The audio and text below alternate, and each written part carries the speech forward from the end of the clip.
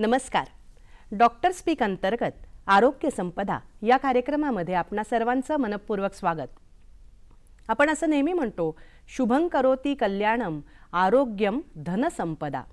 खरंच आपलं निरोगी आयुष्य असणं, निरामय आयुष्य असणं ही खरीच धनसंपत्ती आहे असं म्हणायला हरकत नाही. आपल्या शरीरामध्ये जे जे अवयव असतात, प्रामुख्याने जे सांधे असतात आणि गुडघे असतात, ते जोपर्यंत कुरकुर न करता किंवा काहीही त्रास न देता त्याच्यामधनं वेदना न करता चालत असतात, तोपर्यंत आपल्याला त्याचं महत्त्व फारसं पटत नाही किंवा आपलं त्यांच्याकडे लक्षही देत नाही. पण ज्या वेळेला हे सांधे आणि विशेषतः आपले गुडघे दुखायला लागतात, त्यात कळ यायला लागते, चालताना बसताना उठताना त्रास व्हायला लागतो, तेव्हा मात्र आपल्याला या गुडघ्यांचं, या सांध्यांचं नेमकं काय महत्त्व आहे हे कळायला लागतं. आणि मग आपल्या मनामध्ये विचार येतो की ही गुडघेदुखी नेमकी कशामुळे होते. पूर्वीच्याही लोकांना होत होती का? त्याला वयाचा काही परिणाम असतो का? किंवा त्याच्यावर आधुनिक तंत्रज्ञानाद्वारे कोणकोणते उपचार करता येतात? या समस्या येऊच नयेत यासाठी आपल्याला काही प्रतिबंधात्मक काळजी घेता येईल का? हे सगळे प्रश्न आपल्या मनामध्ये निर्माण होतात आणि म्हणूनच आज या सगळ्या प्रश्नांची उत्तरं घेण्यासाठीच या विशेष आरोग्य संपदा या कार्यक्रमाचं आपण आयोजन केलंय. आणि त्यासाठी अत्यंत निष्णात, तज्ज्ञ आणि अनुभवी अशा डॉक्टरांना आपण आपल्या स्टुडिओमध्ये आमंत्रित केलंय. डॉक्टर एकनाथ पवार. डॉक्टर, या कार्यक्रमामध्ये आपलं मनपूर्वक स्वागत. डॉक्टर एकनाथ पवार यांना गेली 28 वर्ष वैद्यकीय सेवेचा, याच क्षेत्रातल्या प्रशासकीय सेवेचा आणि वैद्यकीय अध्यापनाचा असा भरपूर अनुभव आहे. ते सध्या ससून सर्वोपचार रुग्णालय आणि बीजे शासकीय वैद्यकीय महाविद्यालयामध्ये अधिष्ठाता अर्थात डीन या वरिष्ठ पदावर कार्यरत आहेत. खरं तर त्यांचं कार्य खूप मोठं आहे, महत्त्वाचं आहे, पण त्यातले काही उल्लेख मी आपल्या समोर करू इच्छिते. सर, जे समूह रुग्णालय यामध्ये त्यांना सर्वोत्कृष्ट प्राध्यापक म्हणून गौरवण्यात आलेलं आहे. कोविडच्या काळामध्ये उत्कृष्ट रुग्णसेवा केली म्हणून राज्यपालांकडून त्यांचा विशेष सन्मान झालेला आहे. ग्रामीण भागामध्ये त्यांनी जी सेवा केली, जे उत्कृष्ट योगदान दिलं, त्याबद्दल मुख्यमंत्र्यांकडून सुद्धा त्यांना गौरवण्यात आलेलं आहे.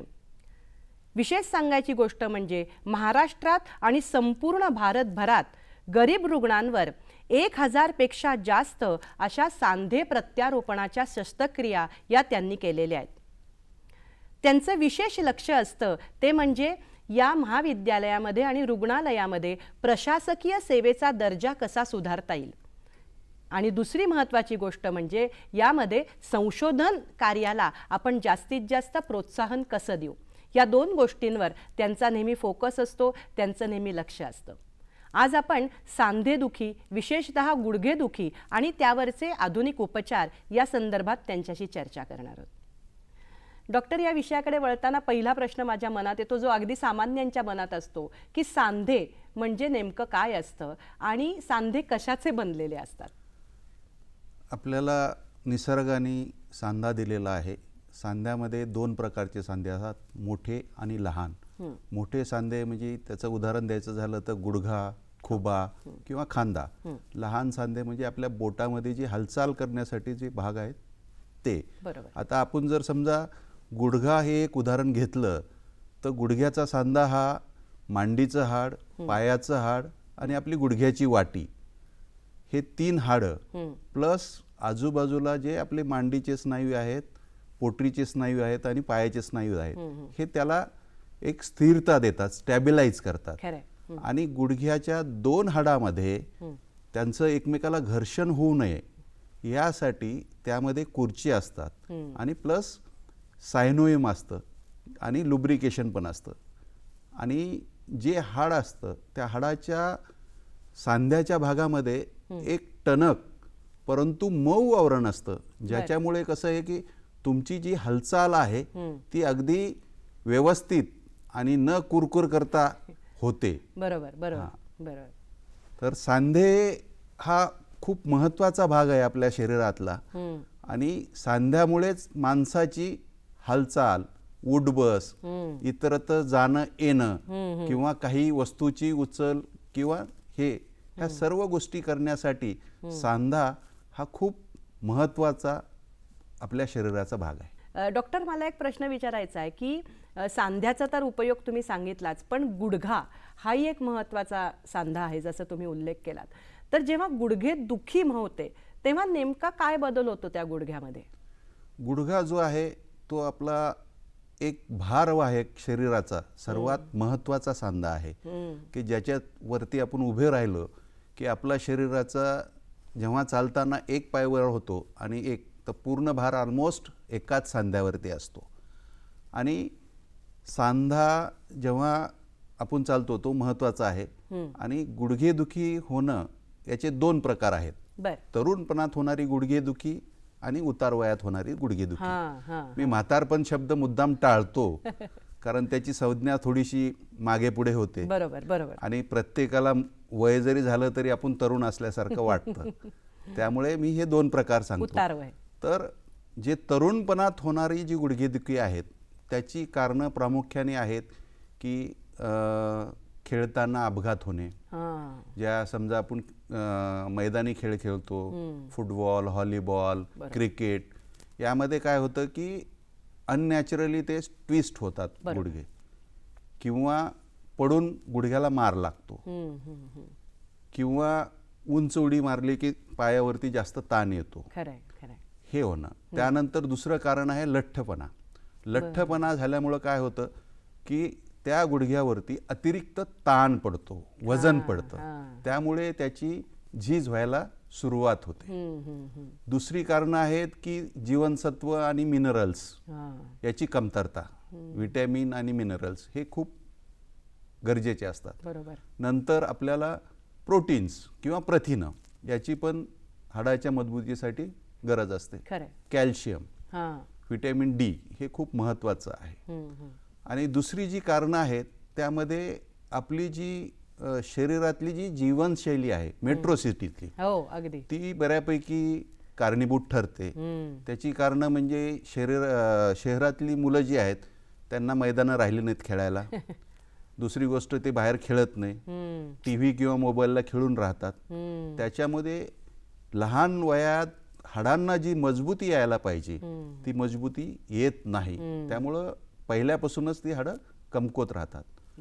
अजून एक महत्त्वाचं कारण शहरातल्या लोकांचं म्हणजे त्यांना सूर्यप्रकाश बघायला मिळत नाही. आणि सूर्यप्रकाश आपल्या भारतातलं म्हणजे सूर्यप्रकाशातून जे आपल्याला डी जीवनसत्व मिळतं तो एक प्रमुख भाग आहे. खरंय बरोबर बरोबर. पण हे तरुण वयात. पण मग उतार वयात कशामुळे होते? उतार वयात काय होतं की आपण जसं म्हणतो की आपलं वय वाढतं, आपण म्हातारे होतो, तसंच आपला सांधा पण हळूहळू म्हातारा होतो. त्याला आपण इंग्लिशमध्ये म्हणतो डिजनरेशन. बरोबर. तर आपली हाडाचं आणि बाकीचे स्नायू, लिगामेंट्स, कुरचे यांचं पण हळूहळू डिजनरेशन होतं. एकदम साधं एक्झाम्पल द्यायचं म्हटलं तर कोवळं पान असतं, त्यामध्ये ते एकदम हिरवं आणि लुसलुसीत असतं. बरोबर. ते जसं जसं होतं त्याप्रमाणे त्याचा रंग थोडा थोडा फिका होतो आणि शेवटच्या स्टेजला पिवळं होतं आणि पिवळं झाल्यानंतर ते गळून पडतं. तर त्याप्रमाणेच आपल्या सांध्यामध्ये आणि हाडामध्ये हे हळूहळू डिजनरेशन होत राहतं. एक साधारणतः 35 ते 40च्या नंतर त्याची लवचिकता कमी होणे, त्याचं जे म्हणतो गुडघ्यातलं स्ट्रेंथ, ती ताकद कमी होत जाते. म्हणजे हे डिजनरेशनचे हळूहळू चेंज होते. ही खूप स्लो प्रोसेस आहे, संथ गतीने होणारी प्रोसेस आहे, पण ती चालू राहते आपल्या शरीरामध्ये. प्रेक्षक हो, आपण सरांकडनं आपल्या प्रश्नांना उत्तर घेणारच आहोत, पण तत्पूर्वी घेऊयात क्षणभराची विश्रांती. नमस्कार. डॉक्टर स्पीक अंतर्गत आरोग्य संपदा या कार्यक्रमामध्ये पुन्हा एकदा आपणा सर्वांचं मनपूर्वक स्वागत. डॉक्टर, तुम्ही महत्त्वाची माहिती दिलीत की गुडघ्यामध्ये हा जो बदल होतो तो अतिशय स्वाभाविक आहे आणि वयोमानानुसार ते होणं स्वाभाविक आहे. पण मला एक पुढचा प्रश्न विचारायचा आहे जो सामान्यांच्या मनात असतो की गुडघ्यात कधीतरी कळ येते, उठता बसताना हळूहळू त्रास व्हायला लागतो किंवा कधीतरी एकदम ट्विस्ट झाल्यासारखा वाटतो गुडघा. तर हे लक्षणं जेव्हा दिसायला लागतात तर आम्हाला असं वाटतं की नेमकं डॉक्टरांकडे कधी जायला पाहिजे आणि कोणत्या डॉक्टरांकडे जायला पाहिजे हाही एक महत्त्वाचा प्रश्न असतो. अत्यंत महत्त्वाचा प्रश्न आपण विचारलेला आहात. आता यामध्ये कधी आपण डॉक्टरांचा सल्ला घ्यायला पाहिजे.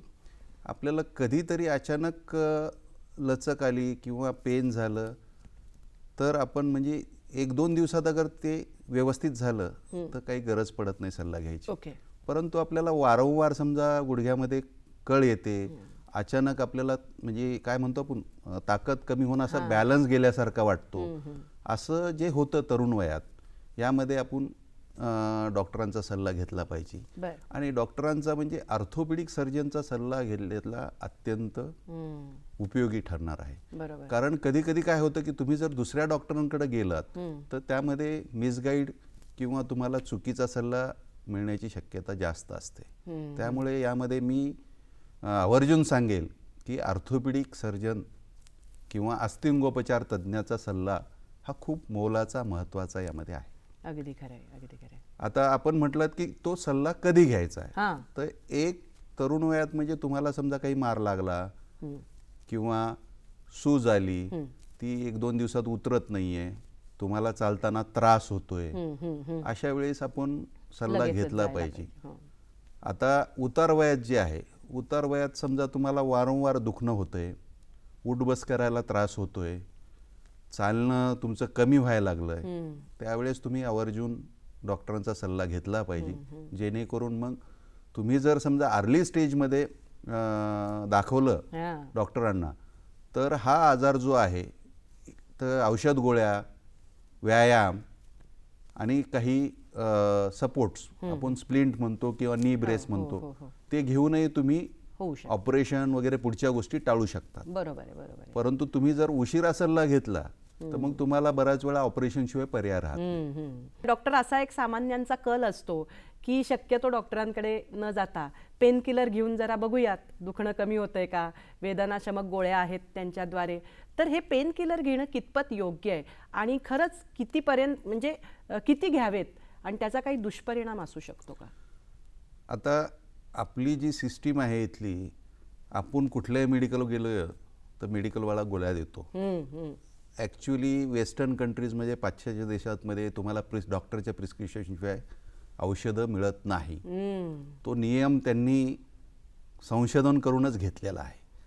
आता कसं आहे की जे समजा पेन किलर गोळ्या जनरल प्रॅक्टिशनर देतात कधी कधी की तुम्हाला गुडघा दुखतोय तर तपासणी न करताच तुम्हाला ते लिहून देतात.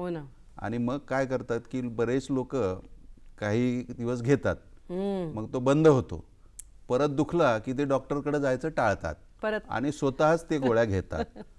तर यामध्ये कसं आहे की बऱ्याच वेळा याच्यामध्ये non steroidal anti inflammatory drugs म्हणतो, पेन किलर म्हणतो, डिक्लोफेनॅक आहे. तर ही जी ड्रग्ज आहेत ती ड्रग्ज जर तुम्ही वारंवार घेतली, म्हणजे मी म्हणेल की तुम्ही 7 ते 15 दिवसाच्या वरती जर कुठलं औषध घेतलं तर ते तुमच्या किडनीला आणि लिव्हरला हे त्रासदायक ठरू शकतं. काही व्यक्तीमध्ये आजकाल म्हणजे आत्ता सध्याच्या जीवनशैलीमध्ये लोक थोडंसं त्यांचं पेन टॉलरन्स कमी झालं असं म्हणाल काय हरकत नाही, सहनशीलताच कमी झाली. तर त्यामुळे काय होतं की लोक वारंवार डॉक्टरांचा सल्ला न घेता एकदा जे दिलेलं आहे तेच वारंवार घेत राहतात. आणि सध्याच्या काळामध्ये म्हणजे हे मी ऑथेंटिकली सांगतो की त्यामुळे किडनी फेल्युअरचं प्रमाण वाढलेलं आहे. आणि किडनी फेल्युअर झाल्यानंतर तुम्हाला काही पर्याय उरत नाही, कारण ते असं रिव्हर्स करता येत नाही आपल्याला. एकदा फेल्युअर व्हायला लागलं की वारंवार तुम्हाला डायलिसिसची गरज लागते आणि ते प्रमाण बऱ्यापैकी वाढलेलं आहे. त्याचं मुख्यत्व कारण म्हणजे पेन किलर आणि स्टेरॉइड्स घेतल्या. बापरे. तर म्हणजे एवढे गंभीर दुष्परिणाम असू शकतात हे सामान्यांच्या कदाचित लक्षातही येत नाही. हा, आपल्याला वाटतं की एक छोटीशी गोळी हा, घेतल्याने काय काय होणार आहे, दुखणं थांबलं की आपण थांबतो. पण काही काही लोकांना इव्हन एक 8-15 दिवसाच्या डोस मध्ये सुद्धा किडनी फेलियर होत आहे. बापरे. त्यामुळं माझा याच्या बाबतीत सल्ला राहील की तुम्ही डॉक्टरांच्या सल्ल्याशिवाय बिलकुल कुठलीही औषधं घेऊ नयेत. हे तुम्ही सांगितल्यावर आमच्यासारख्या लोकांच्या माहितीत भर पडली की आता आम्ही जर समजा त्रास व्हायला लागला आणि डॉक्टरांकडे गेलो, ऑर्थोपेडिक डॉक्टरकडे, तर तो पहिल्यांदी उपचार करण्यापूर्वी काही टेस्ट सांगतो का, तपासण्या सांगतो का, आणि त्या कोणकोणत्या प्रकारच्या असतात? सगळ्यात महत्त्वाचं म्हणजे डॉक्टरांनी समजा आपला गुडघा दुखतोय, तो गुडघ्याची संपूर्ण तपासणी म्हणजे आपण क्लिनिकल एक्झामिनेशन म्हणतो. आता पहिले लोक म्हणायचे की डॉक्टरांनी तपासलं की 50% बरं वाटतं. तर हे खूप महत्त्वाचं आहे. खरंय. कारण ह्या डॉक्टरांच्या क्लिनिकल तपासणीमध्ये त्यांना हाडाचा प्रॉब्लेम आहे, स्नायूचा प्रॉब्लेम आहे, लिगामेंटचा प्रॉब्लेम आहे, खुर्च्यांचा प्रॉब्लेम आहे की आपलं कार्टिलेजचा प्रॉब्लेम आहे, हे डॉक्टरांना लक्षात येतं. आणि डॉक्टरांना लक्षात आल्यानंतर डॉक्टर त्याप्रमाणे त्या गोष्टीची तपासणी करायला सांगतात. थोडक्यात म्हणजे काय, आपल्याला रक्त तपासण्या कराव्या लागतात की आपल्याला संधिवात वगैरे आहे का, किंवा आपल्याला शुगर वगैरे आहे का, आपल्या रक्तामध्ये जे व्हिटॅमिन डी आहे त्याची किती लेवल आहे. सध्याच्या काळामध्ये मेट्रो सिटीजमुळे एक B12 जे आहे त्याची पण कमतरता खूप जाणून येते. एक साधारणतः 2-3 वर्षापूर्वी सर्वे झाला होता, तर त्या सर्वेमध्ये मेट्रो सिटीमधल्या 90% स्त्रियांमध्ये व्हिटॅमिन B12 हे एकदम खूपच कमी आढळून आलं होतं. आणि व्हिटॅमिन डी सुद्धा बऱ्यापैकी कमी आढळून येत आहे. म्हणजे 70 ते 80% पुरुष स्त्रियांमध्ये त्याचं प्रमाण जी लेवल पाहिजे व्हिटॅमिन डीची 30 पेक्षा जास्त आणि व्हिटॅमिन B12चं 300 पेक्षा जास्त, ह्या लेवल खूप कमी प्रमाणात आढळून आल्या आहेत. आणि हे झाल्या रक्ताच्या तपासण्या. आता जर समजा रुग्णाला लिगामेंटचे प्रॉब्लेम असेल तर आपण प्रथम सोनोग्राफीमध्ये पण बघू शकतो.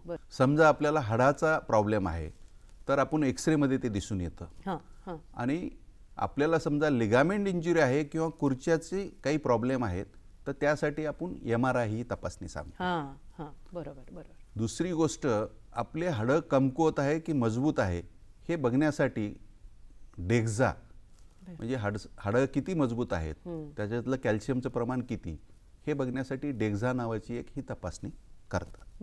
गुडघेदुखी थोडी सुरू झाली आहे असं जेव्हा आपल्याला वाटतं त्यावेळेला आपण कोणत्या शारीरिक क्रिया किंवा कोणत्या क्रिया या टाळल्या पाहिजेत, काय नाही केलं पाहिजे?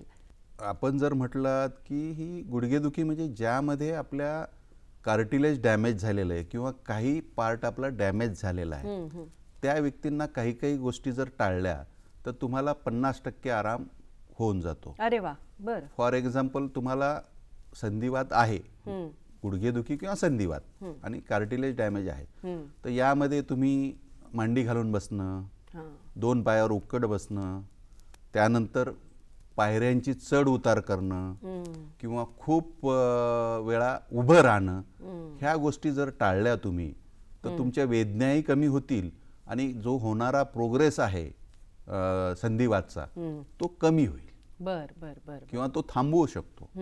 आता हे थांबवण्यासाठी काही डॉक्टरांकडून व्यायाम सांगितले जातात की जे व्यायाम आपले मांडीचे स्नायू, पोटरीचे स्नायू हे बळकट करण्यासाठी सांगतो. बरोबर. आपले स्नायू जर बळकट असले तर आपण जो सांधा आहे त्याला स्थिरता चांगली देऊ शकतो. त्याला जर स्थिरता चांगली मिळाली तर पुढे होणारा जो डॅमेज आहे तो थांबतो.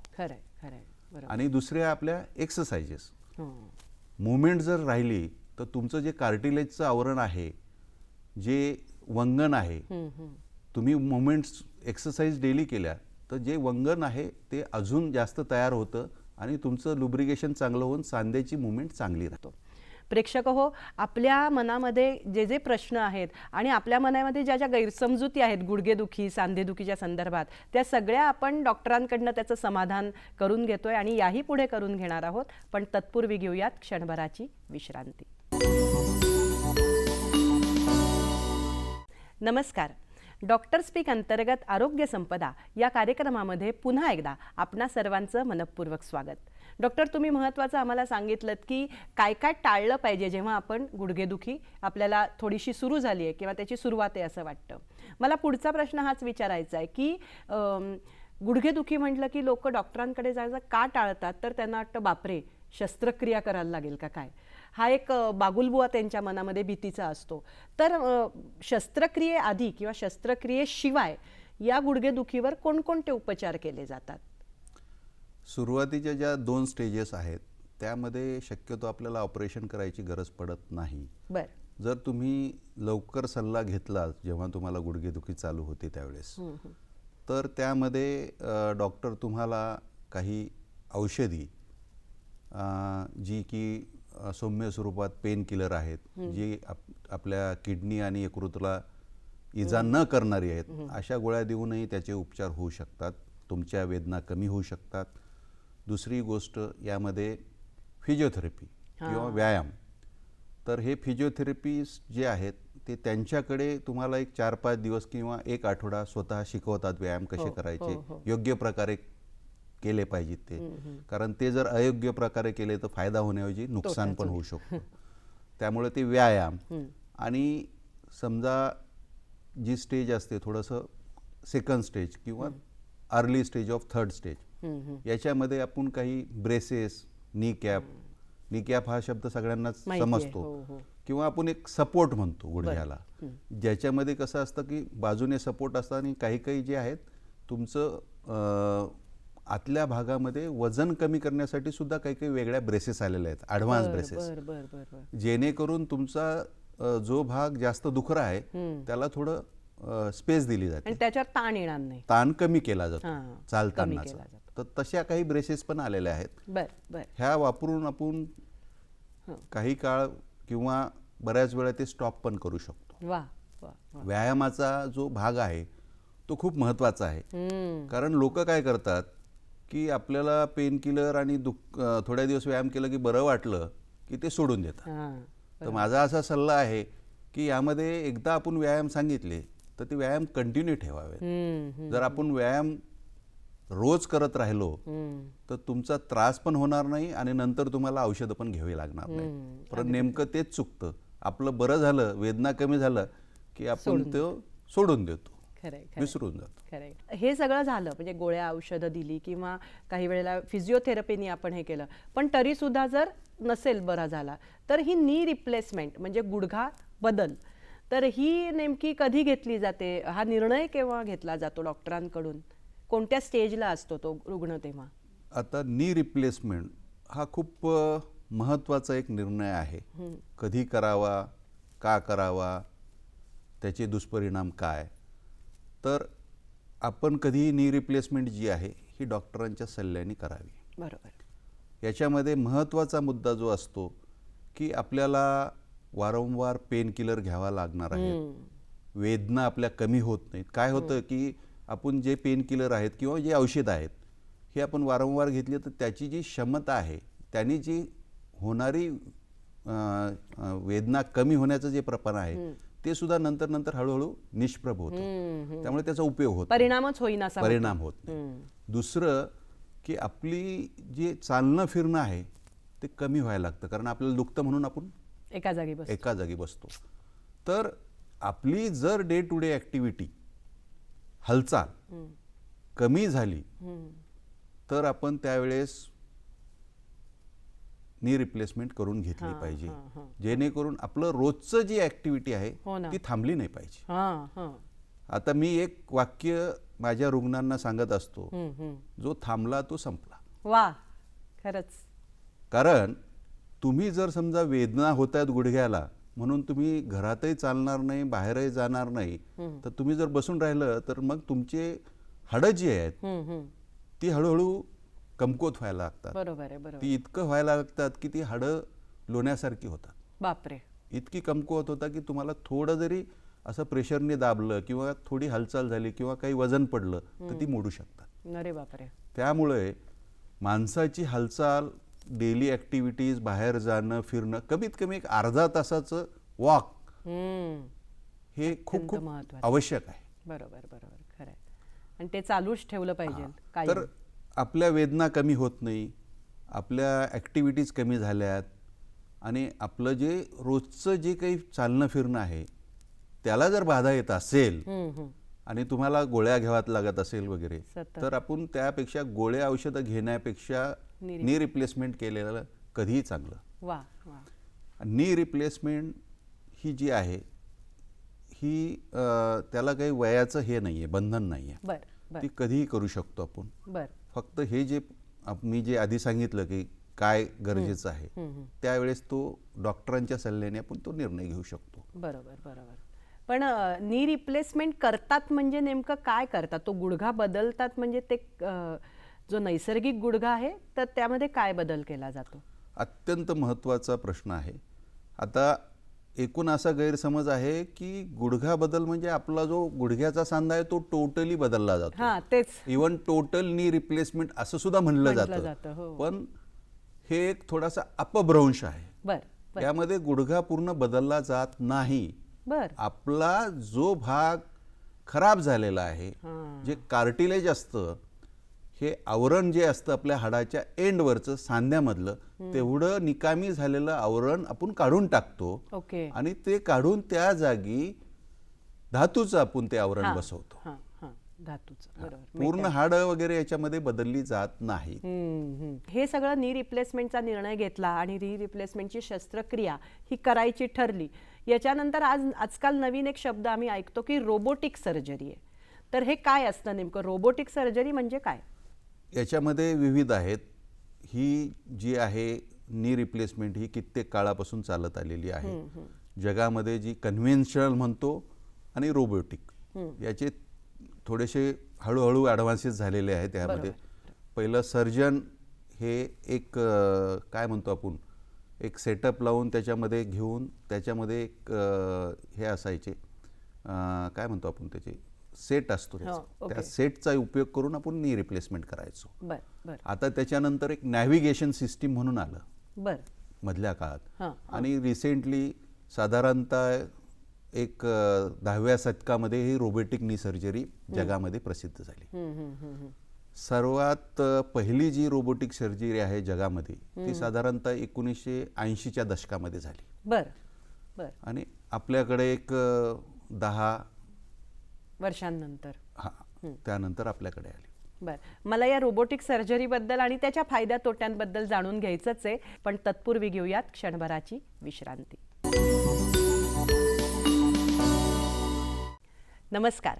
डॉक्टर स्पीक अंतर्गत आरोग्य संपदा या कार्यक्रमामध्ये पुन्हा एकदा आपणा सर्वांचं मनपूर्वक स्वागत. डॉक्टर, मी तुम्हाला मगाशी तोच प्रश्न विचारला होता की रोबोटिक सर्जरी तुम्ही सांगितलं जगभरात 1980च्या दशकात सुरू झाली आणि मग 10 वर्षांनी भारतातही आली. तर म्हणजे नेमकं काय असतं, मला जरा सविस्तर सांगाल का? रोबोटिक सर्जरी म्हणजे ही रोबोटद्वारे करण्यात येणारी सर्जरी आहे. बर. आता सध्याच्या काळामध्ये ही गुडघ्याची आणि खुब्याची ही शस्त्रक्रिया जगभर केली जाते. बर. याच्यामध्ये वेगळे वेगळे प्रकार आहेत. जसं की हॅप्टिक म्हणून म्हणतो. याच्यामध्ये काय असतं की जो रोबोट आहे तो सर्जरी करताना त्याचा जो सॉ आहे किंवा बोन कट करताना जो सॉ असतो तो सॉफ्ट टिश्यूवर गेल्यावर थांबतो, ऑटोमॅटिकली थांबतो. त्याच्यामुळं काय होतं की जे इम्पॉर्टंट आपले हाडाच्या बाजूला असणारे जे इम्पॉर्टंट सॉफ्ट स्ट्रक्चर्स आहेत जसे की स्नायू, लिगामेंट्स, कुर्चे, यांना इजा पोहोचत नाही. हा त्यातला महत्त्वाचा भाग. दुसरी आहे की बर म्हणतो आपण, टोटली ऑटोमॅटिक. त्याच्यामध्ये रोबोटमध्ये पहिल्यांदा त्या रुग्णाच्या गुडघ्याचे सिटी स्कॅन केलं जातं. सिटी स्कॅन बेस पण म्हणतो आपण याला. सिटी स्कॅन त्यामध्ये फीड केलं जातं आणि रोबोटला संपूर्ण माहिती मिळते त्याची. त्यानंतर रोबो त्या सिटी स्कॅनच्या माहितीच्या आधारे कुठे कट घ्यायचे कसे कट घ्यायचे हे अत्यंत अचूकपणे हाडांचा कमीत कमी डॅमेज करता किंवा सॉफ्ट टिश्यूचा कमीत कमी डॅमेज करता अचूक त्यामध्ये कट केला जातो. त्यामध्ये आपली जी ऑपरेशन नंतरची जे प्रॉब्लेम आहेत किंवा जे कॉम्प्लिकेशन आहेत हे त्यामध्ये कमी होतात. टोटली होत नाही असंही मी म्हणता येईल. अगदी खरं. दुसरी आहे की हँड हेल्ड. याच्यामध्ये काय होतं की सर्जनच्या हातामध्ये तो रोबोटचा हँड असतो आणि मग तर सर्जनला समजा वाटलं की ह्या स्टेपमध्ये थोडंफार काहीतरी बदल करायचा आहे किंवा कुठं चुकतंय तर तो हँड तो विड्रॉ करू शकतो. असे वेगवेगळे प्रकार आहेत. याच्यामध्ये भारतामध्ये भरपूर म्हणजे माझ्या मते 10 ते 11 बँड सध्या आहेत की ज्याच्यामध्ये वेगळे वेगळे उपयोग आहेत किंवा वेगळ्या वेगळ्या त्याच्यामध्ये वापर केला जातो. याच्यामध्ये तुमचं पूर्वी कसं होतं की जी कन्व्हेन्शनल सुरुवातीची जी शस्त्रक्रिया होती नी रिप्लेसमेंट त्यामध्ये पूर्ण गुडघा वाकत नव्हता. आता आपल्याला आपला गुडघा पूर्वीसारखाच नॉर्मल जितका आपला होतो तसा पूर्ण वागतो. क्या बात. तर रुग्णांसाठी याचे नेमके काय फायदे आहेत आणि डॉक्टरांसाठी याचे नेमके काय फायदे आहेत दोघांसाठी? आता सर्वप्रथम मी रुग्णासाठी याचे फायदे सांगेन. रोबोटिकनी अचूकपणा इतका असतो की यामध्ये मायक्रो मिलीमीटरचा सुद्धा फरक होत नाही. त्यामुळं अचूकता खूप पक्की असते. याच्यामध्ये तुम्हाला सीटी स्कॅनचा बेस असतो. सीटी स्कॅन फीड होतो. त्यामुळं तुमचा प्रत्येक गुडघ्याचा ईच अँड एव्हरी कॉर्नर म्हणून मध्ये मध्ये मी इंग्लिशमध्ये सांगतो, परंतु त्यामुळे काय होतं की तुमच्या बोनला जास्त डॅमेज पण होत नाही आणि स्नायूंना डॅमेज होत नाही. त्यामुळं तुम्हाला सर्जरीच्या पश्चात त्याचा चांगला फायदा होतो. तुम्ही रोबोटिक सर्जरीद्वारे तुम्ही दुसऱ्या दिवशी तुम्ही लगेच उभं राहू शकता, चालू शकता. तुम्हाला वेदना होत नाही. बर. पण रक्तस्रावाबद्दल काय सर? कारण शस्त्रक्रिया म्हणली की पेशंटच्या मनात रक्तस्रावाची भीती असते. रक्तस्रावामध्ये म्हणजे जी कन्व्हेन्शनल आहे नी रिप्लेसमेंट आणि रोबोटिक याच्यामध्ये फारसा काही फरक पडत नाही. याच्यामध्ये महत्त्वाचा भाग आहे की यामध्ये जे सर्जन आहेत ते कन्व्हेन्शनलमध्ये तुम्हाला तेवढं जास्त शिकावं लागत नाही, परंतु याच्यामध्ये जास्त शिकावं लागतं रोबोटिक सर्जरी. कारण रोबोटिक सर्जरीमध्ये पहिला सीटी स्कॅन फीड असतो. त्यानंतर जेव्हा तुम्ही ऑपरेशन करतात पहिलं कट जो आहे सॉफ्ट टिश्यूवरचा तो सर्जन घेतो आणि आत गेल्यानंतर परत तुम्हाला मार्किंग करावं लागतं की जेणेकरून तुमचं डबल कन्फर्मेशन होतं की तुम्हाला कट कुठे घ्यायचा आहे. हे सर्जन आणि रोबोट हे दोघांचं एकत्रितरित्या तो डिसिजन असतो. आणि त्यामध्ये अचूकपणा हा खूप मी म्हटलं ना मायक्रो मिलीमीटर मध्ये तुमचं अचूकपणा येतो. आता जेव्हा सर्जन करतो सर्जरी त्यामध्ये 1 मिलीमीटर इकडे तिकडे होऊ शकतं. आणि ज्या झीक असतात त्याच्यावर पण परत अवलंबून राहत होतं. परंतु सिटी बेस असल्यामुळे याच्यामध्ये अचूकपणा हा खूप आलेला आहे. आणि रुग्णांसाठी वेदना कमी होते हा सुद्धा केवढा महत्त्वाचा मुद्दा आहे.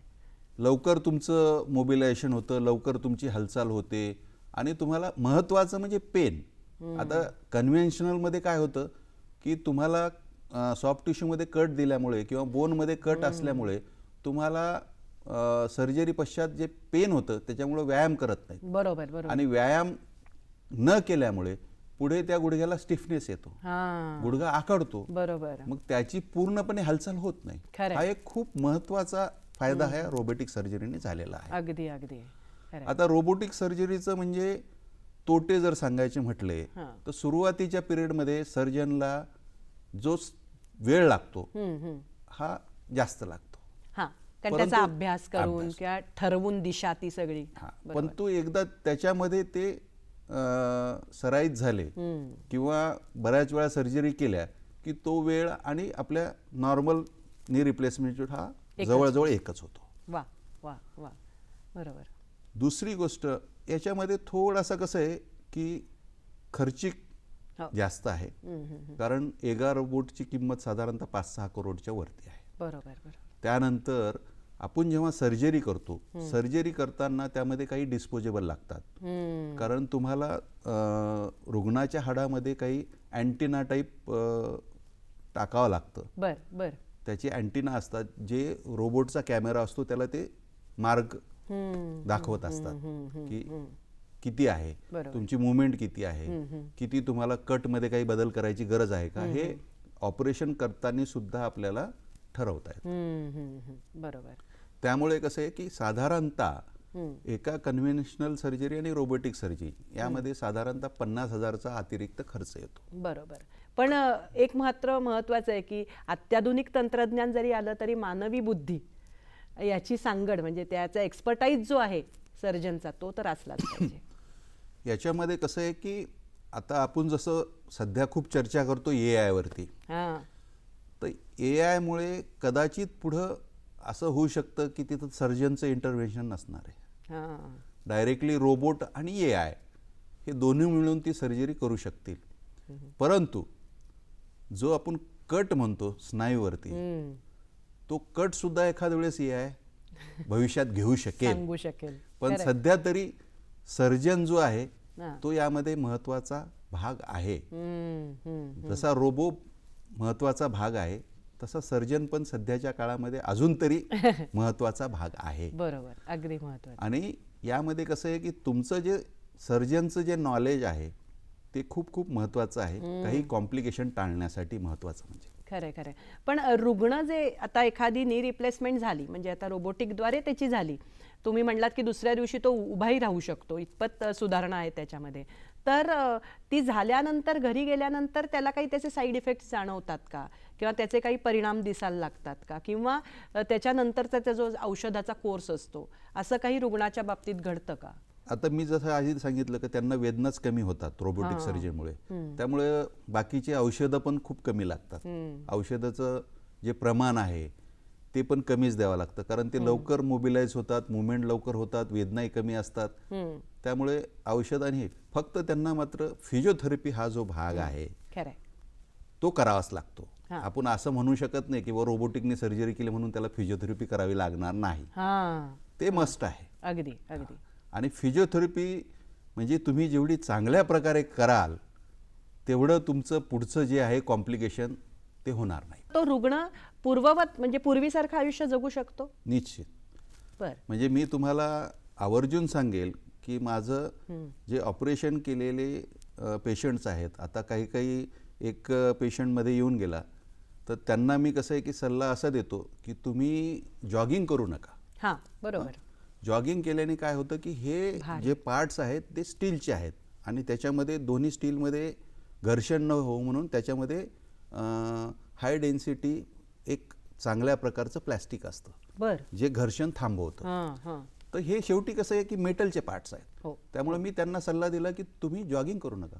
तर ते मला काय म्हणतात की मी चांगल्या प्रकारे जॉगिंग करू शकतो, तर डॉक्टर तुम्ही का नको म्हणताय मला, आणि माझी सवय झालेली आहे तर मी करतोय. आज ते गेले म्हणजे त्यांना 7 ते 8 वर्ष झालीत नी रिप्लेसमेंट करून धावतात.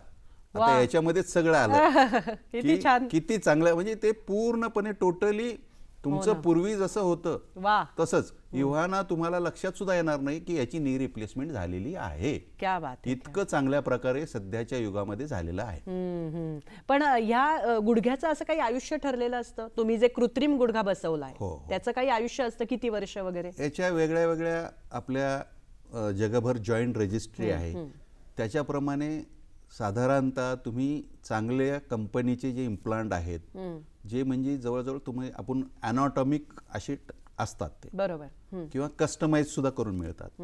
तर याचं आयुष्य बऱ्यापैकी काही काही लोकांमध्ये सगळे जर पथ्य पाळले तर 30 वर्षापर्यंत सुद्धा जाऊ शकतात. 30 ते 35 वर्ष त्याचं आयुष्य राहतं. प्रेक्षक हो, आपल्याला अतिशय महत्त्वाची आणि शास्त्रीय माहिती डॉक्टर देत आहेत, आणि नी रिप्लेसमेंट नंतर सुद्धा, या शस्त्रक्रियेनंतर सुद्धा आपण पूर्ववत आयुष्य जगू शकतो, काही जर आपण त्यातले नियम पाळले तर. हे सुद्धा आपल्याला त्यांनी सांगितलं. आपण त्यांच्याशी चर्चा करणारच आहोत, पण तत्पूर्वी घेऊयात क्षणभराचा ब्रेक. नमस्कार.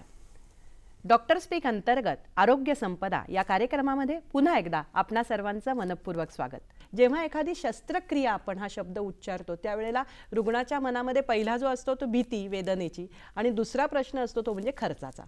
तर या नी रिप्लेसमेंटसाठी काय नेमका खर्च येतो? आता आपली विदाऊट रोबोटिक सर्जरी जी आहे ती शस्त्रक्रिया बऱ्याचशा गोष्टी त्याच्यावर अवलंबून असतात। त्याच्यामध्ये वापरणारे इम्प्लांट हे कुठल्या प्रकारचे आहेत, कुठल्या कंपनीचे आहेत, ते वेगळ्या वेगळ्या कंपनीचे आणि वेगळे वेगळे त्याचे काही काही प्रकार आहेत, बरेचसे प्रकार आहेत, त्यानुसार ते व्हेरी होतं। आता आपण जर म्हटलो तर सगळ्यात कमीत कमी खर्चातले इम्प्लांट आहेत ते 50 ते 60 हजारात सुद्धा येतात। आणि इतर मग हॉस्पिटलचा खर्च, बरोबर, म्हणजे त्याला लागणारे जे कन्झ्युमेबल्स आहेत ते, तुमची औषधी, हॉस्पिटलचं बेड आणि हे सगळं खर्च ते कसं आहे की तुमचं हॉस्पिटल कोणतं आहे त्याच्यावर पण अवलंबून आहे, प्रायव्हेट आहे का सरकारी आहे। आपण जे सरकारी रुग्णालयात जे योजना आहे त्या योजनेअंतर्गत टोटली फ्री मध्ये गुडघ्याची आणि खुब्याची शस्त्रक्रिया करण्यात येत आहे। वा वा वा, बर बर। आता आपण म्हणाल की किती साधारणतः खर्च येतो, तर हे साधारणतः हॉस्पिटल वाईज ते डिपेंड राहतं। काही काही हॉस्पिटलमध्ये तुमचं 1-1.25 लाख ते 3.5-4 लाखापर्यंतही जाते। ते हॉस्पिटल कुठलं असेल, कोणतं असेल त्यावर ते अवलंबून आहे। पण आपल्या ससून सर्वोपचार रुग्णालयामध्ये काही खास योजना किंवा काही खास सवलती आहेत का रुग्णांसाठी की ज्यांना खर्च परवडणार नाहीये यांच्यासाठी काही विशेष सवलती? आपल्याकडे खुब्याची शस्त्रक्रिया आणि गुडघ्याची शस्त्रक्रिया ही योजनेअंतर्गत टोटली मोफत केली जाते। वा। आणि त्यामध्ये जे इम्प्लांट्स आहेत आतमध्ये जे आपण बसवतो ते सुद्धा आपण इम्पोर्टेड वापरतो। वा वा वा, बरोबर। आता सध्या आपल्याकडे रोबोट उपलब्ध नाही, परंतु रोबोट येण्याची प्रक्रिया पूर्ण झालेली आहे। आणि म्हणजे साधारणतः माझ्या मते मार्चच्या आधीच आपल्याकडे नवीन रोबो जो आहे तो इन्स्टॉल होणार आहे। अरे वा। त्यामुळे ससूनमध्ये सुद्धा रोबोटच्या सहाय्याने अगदी फ्री योजनेमध्ये बसून आपण सर्व गुडघ्याच्या आणि खुब्याच्या शस्त्रक्रिया करणार आहोत। वा वा वा, प्रेक्षकांनी खरंच याची नोंद घेतली पाहिजे की ससून सारख्या सरकारी रुग्णालयामध्ये हा खर्च म्हणजे आपण जर खर्चाचा बागुलबू आपल्या मनामध्ये असेल तर विनाशुल्क या शस्त्रक्रिया सवलतीमध्ये योजनेच्या अंतर्गत होऊ शकतात। खरं तर आपल्या आरोग्य संपदा कार्यक्रमाचा उद्देशच हा आहे की ही आरोग्यविषयक शास्त्रीय माहिती, अधिकृत माहिती ही जास्तीत जास्त प्रेक्षकांपर्यंत पोचावी, हाच खरं तर आपला उद्देश आहे। डॉक्टर, मला पुढे जाताना एक थोडासा असा प्रश्न विचारायचा की गेली 28 वर्ष तुम्ही या वैद्यकीय सेवेमध्ये आहात, 1000 पेक्षा जास्त तुम्ही गरीब रुग्णांसाठी या शस्त्रक्रिया सांधे प्रत्यारोपणाच्या केल्यात। एखादा असा छान अनुभव जो मगाशी तुम्ही सांगितलात तसा एखादा अनुभव आम्हाला सांगू शकाल का? एक लेडीज होत्या, त्यांची पहिली जी शस्त्रक्रिया आहे गुडघ्याची ही एकदम नामांकित, मी नाव घेणार नाही त्या हॉस्पिटलचं, योग्य नाही ते, त्यांची एका नामांकित हॉस्पिटलमध्ये शस्त्रक्रिया झाली। परंतु त्यानंतर काय झालं की त्यांना एक साधारणतः शस्त्रक्रिया झाल्यानंतर 3 महिन्याच्या आत परत त्यांना इन्फेक्शन झालं। अरे बापरे। आणि इन्फेक्शन झाल्यामुळे मग त्यांना तो पेन आणि सगळं त्रास व्हायला लागला। तो त्रास झाल्यामुळं मग ह्या डॉक्टरला दाखव, त्या डॉक्टरला दाखव, बऱ्याच डॉक्टरला दाखव, मग त्यांनी काही औषधं दिले, अँटीबायोटिक्स दिले, पण ते काही बरं व्हायना। बापरे। शेवटी एका जे आपल्या महाराष्ट्र शासनामध्ये मंत्री आहेत त्यांनी त्यांना सांगितलं, आणि काय झालं की पॉलिटिकल लोकांना केव्हा अप्रोच करतात की सगळं संपलेलं असतं त्यांच्याकडे, तर त्यांच्याकडे काहीच पैसे शिल्लक राहिलेले नव्हते, तेव्हा त्यांना अप्रोच केलं। मग त्यांनी सांगितलं की तुम्ही डॉक्टर पवार यांना भेटा।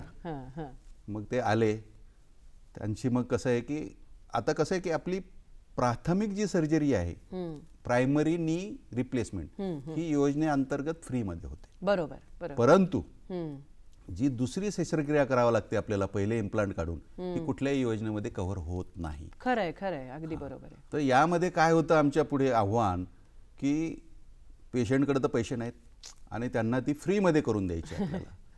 त्यामुळे मग विविध ज्या NGO संस्था असतात मदत करणाऱ्या रुग्णांना, त्यांच्याकडे आम्ही मदत मागितली। ती मदत यायला थोडा वेळ लागतो। त्यामध्ये मग पहिली शस्त्रक्रिया करून त्यांचं इन्फेक्शन आम्ही कंट्रोल केलं. वा.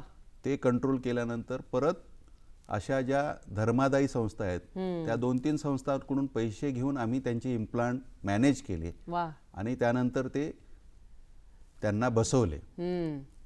त्या बसवल्यानंतर आता ते बसूनही माझ्या मते साधारणतः एक 3-3.5 वर्षाचा पिरियड गेलेला आहे. वा. आणि त्या उत्तमरित्या चालू फिरू शकतात. फक्त त्यांचा गुडघा जो आहे ही सेकंड शस्त्रक्रिया असल्यामुळे काही लिमिटेशन येतात. बरोबर. तर 90 डिग्रीपर्यंत तो वळतो. हां हां. परंतु त्यांचं व्यवस्थित आयुष्य विना झालं. खर्च ते झालेलं आहे वा, आणि ते मला चांगल्या प्रकारे चालतायत फिरतायत. मला असं वाटतं डॉक्टर की हा केवढा मोठा डॉक्टरांसाठी सुद्धा आनंदाचा आणि समाधानाची गोष्ट असेल की जी शस्त्रक्रिया फेल झाल्यासारखी होती ती परत एकदा तुम्ही करून त्या बाईंना त्यांच्या पायावर खऱ्या अर्थाने उभं केलं. डॉक्टर, या मगाचपासून आपण आमच्या मनामध्ये सांधेदुखी, गुडघेदुखी याबद्दल अनेक शंका होत्या, त्याबद्दल तुम्ही एक शास्त्रीय अधिकृत माहिती देता. पण आमचा जो प्रेक्षक वर्ग असतो त्याला जनरल पण काही माहिती हवी असते की एकंदरीतच सांधेदुखी होऊ नये किंवा आपण त्या स्टेजला गुडघेदुखीच्या पोचूच नये, यासाठी आपण जसं म्हणतो की prevention is better than cure, असं काही करता येण्यासारखं आहे का? तर तुम्ही कार्यक्रमाच्या सांगतेमध्ये असाच एखादा संदेश आमच्या प्रेक्षकांना द्यावा अशी एक विनंती करते. तुमचे सांधे आणि हाडं ही चांगली आणि ठणठणीत आयुष्यभर राहावी यासाठी मी सल्ला देतो की मुलांना मैदानी खेळ खेळू द्यावेत. वा. प्रत्येकाने व्यायाम हा अंगीकारला पाहिजे. दररोज तुम्हाला काही शक्य नसेल तर कमीत कमी एक 30 मिनिटाचं तरी तुम्ही वॉक घ्या. तुम्ही संतुलित आहार घ्या. संतुलित आहार म्हणजे काय? याच्यामध्ये तुमचं कार्बोहायड्रेट, प्रथिनं हे सगळं योग्य प्रमाणात पाहिजे. खूप आता काही लोक म्हणजे कसं आहे की जे म्हणतो ना आपण की फक्त प्रोटीन्सच घ्यायचे, कार्ब्स नको, कार्ब्स नको, वजन वाढतं तर प्रोटीनच घ्यायचे. तर प्रोटीन सुद्धा फक्त प्रोटीन्स घेणं सुद्धा चांगली गोष्ट नाहीये. त्याच्यामुळे शरीरावरती वेगळे परिणाम होतात. त्यामुळे संतुलित आहार घेणं हे खूप खूप महत्त्वाचं आहे. त्याच्यामध्ये म्हणजे कसं आहे की फळं आले पाहिजेत, भाज्यापाल्या आल्या पाहिजेत, तुमचे जे समजा हे आहेत डाळी ज्याच्यामध्ये प्रथिन आहेत ते आलं पाहिजे. आता हे समजा व्हेजिटेरियन झालं, नॉन व्हेजिटेरियनसाठी तुम्ही त्या योग्य प्रमाणातच तो घेतलं पाहिजे. बरोबर. म्हणजे आपलं समजा महाराष्ट्रीयन पद्धतीने म्हटलं तर आठवड्यातून एकदा किंवा जास्तीत जास्त 2दा नॉनव्हेज. बाकी व्हेजिटेरियन सुद्धा हे तुमच्या संतुलित आहारासाठी सफिशियंट आहे. वा वा.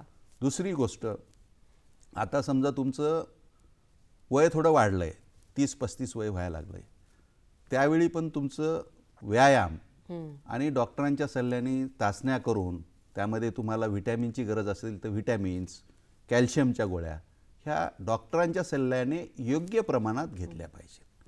तर तुमचे सांधे आणि हाडं ही ठणठणीत राहून तुमचं आयुष्य हे सुकर होईल. प्रेक्षक हो, भगवद्गीतेमध्ये भगवान कृष्णांनी असं म्हटलंय, युक्ताहार विहारस्य युक्त चेष्टस्य कर्मसु.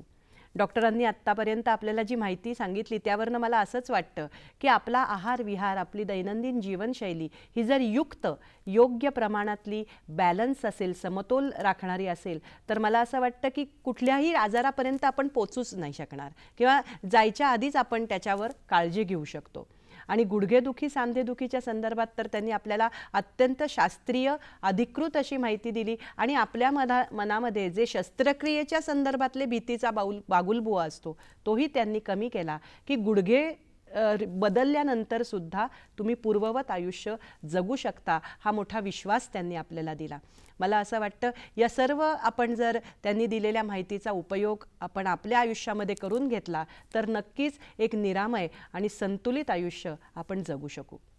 डॉक्टर, गुडघेदुखीच्या संदर्भात तुम्ही आम्हाला अत्यंत शास्त्रीय, आम्हाला समजेल अशा साध्या सोप्या भाषेमध्ये माहिती दिलीत त्याबद्दल दूरदर्शनच्या वतीनं मी आपले मनपूर्वक आभार मानते. धन्यवाद.